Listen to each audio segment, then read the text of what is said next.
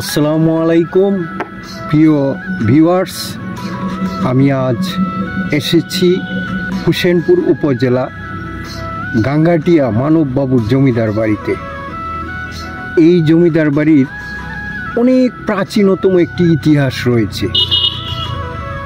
জমিদার মানববাবুর বাড়ি, যা স্থানীয়ভাবে গাঙ্গাটিয়া জমিদার বাড়ি নামে পরিচিত, বাংলাদেশের কিশোরগঞ্জ জেলার হোসেনপুর উপজেলা গোবিন্দপুর ইউনিয়নে অবস্থিত।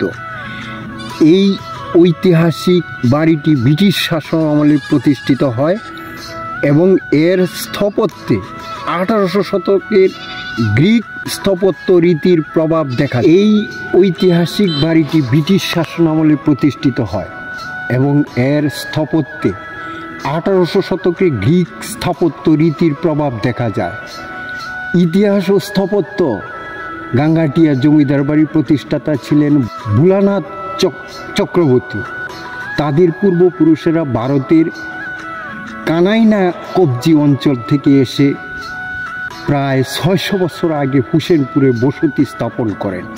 পরবর্তীতে দীননাথ চক্রবর্তী হুসেন শাহী পরগনার অংশবিশেষ ইংরেজদের কাছ থেকে ক্রয় করে জমিদারিত্ব শুরু করেন।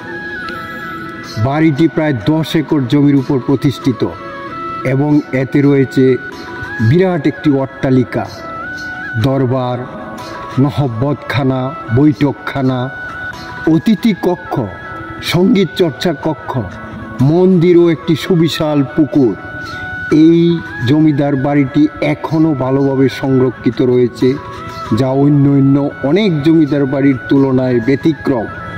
পরিদর্শন ও যাতায়াত, গাঙ্গাটিয়া জমিদার বাড়ি দেখতে চাইলে প্রথমেই কিশোরগঞ্জ শহর যেতে হবে। সেখান থেকে সিএনজি বা অটোরিকশায় হোসেনপুর উপজেলায় গোবিন্দপুর ইউনিয়নে পৌঁছানো যায়।